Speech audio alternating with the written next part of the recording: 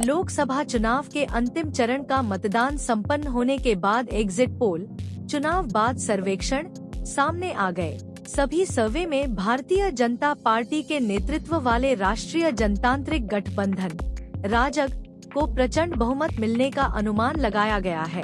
इनमें सत्तारूढ़ गठबंधन राजग के तमिलनाडु और केरल में अपना खाता खोलने का अनुमान लगाया गया है। इसके साथ ही कर्नाटक में फिर से एक तरफा जीत हासिल करने का अनुमान भी जताया गया है। इस लोकसभा चुनाव में भाजपा ने अपने गठबंधन के लिए 400 पार का नारा दिया था।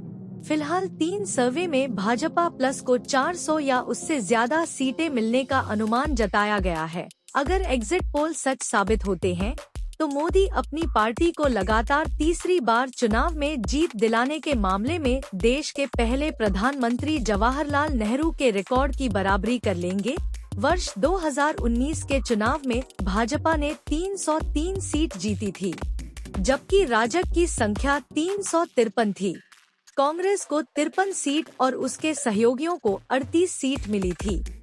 आइए ग्राफिक के जरिए देखते हैं लोकसभा चुनाव के परिणाम से पहले एग्जिट पोल के राज्यवार अनुमान। एबीपी सी वोटर के अनुमानों में एनडीए 353 से 383 सीटों पर चुनाव जीत सकती है। वहीं इंडिया गठबंधन 152 से 182 सीटों पर और अन्य पार्टियों को 4 से 12 सीटें मिल सकती हैं। न्यूज 24 टुडेज चाणक्य ने एनडीए के 400 से अधिक सीटें हासिल करने का अनुमान लगाया है। चाणक्य के एग्जिट पोल में कहा गया है कि बीजेपी को 335 से अधिक सीटें मिल सकती हैं, वहीं कांग्रेस को 50 से अधिक और इंडिया गठबंधन को 107 से अधिक सीटें मिल सकती हैं।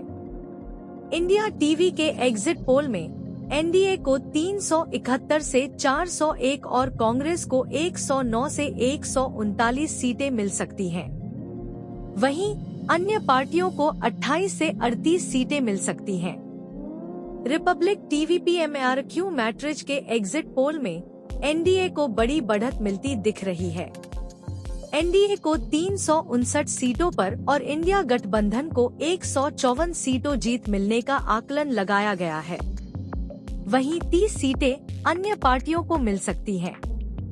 जन की बात के एग्जिट पोल के आंकड़ों के अनुसार एनडीए के खाते में 377 सीटें जा सकती हैं।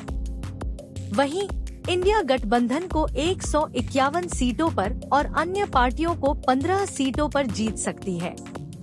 इंडिया न्यूज डायनामिक्स के एग्जिट पोल के अनुसार एनडीए को 371 और इंडिया गठबंधन को 125 सीटें मिलने का आकलन किया गया है। इसके अनुसार अन्य पार्टियों को 47 सीटें मिल सकती हैं। एग्जिट पोल में कैसे किया जाता है विश्लेषण? एग्जिट पोल के विश्लेषण को जानने से पहले इसके शब्दों की बारीकियों को समझना बेहद जरूरी है। एग्जिट पोल अंग्रेजी के 2 शब्द एग्जिट और पोल से मिलकर बना है। एग्जिट का अर्थ बाहर निकलना होता है और पोल का अर्थ मतदान होता है। अब एग्जिट पोल का मूल अर्थ यह हुआ कि जो व्यक्ति मतदान करके मतदान केंद्र से बाहर निकल रहा है, उससे उसकी राय जानना है कि उसने किस पार्टी या उम्मीदवार के पक्ष में अपना मत दिया है। कौन से ऐसे मुद्दे हैं जिनके आधार पर उसने अपने जनप्रतिनिधि का चयन किया है। मतदाताओं की इन्हीं राय को जानने के लिए चुनावी सर्वेक्षण कराने वाली एजेंसियां मतदान के दिन अपने कर्मचारियों को मतदान केंद्र के बाहर तैनात कर देती हैं। ये कर्मचारी किसी एक मतदान केंद्र पर 10 से 20 या फिर 50 मतदाताओं से उनकी राय जानते हैं। इसके बाद मतदाताओं की राय के आधार पर एक रिपोर्ट तैयार की जाती है। कर्मचारियों की रिपोर्ट के आधार पर सर्वेक्षण कराने वाली एजेंसी औसत मूल्यांकन करती है और फिर इसी के आधार पर वह अपना औसत मूल्यांकन रिपोर्ट जारी करती है, जिसे सही मायने में एग्जिट पोल कहा जाता है। एग्जिट पोल को चुनाव के मतदान की प्रक्रिया खत्म होने के आधे घंटे बाद जारी करने का नियम बनाया गया है।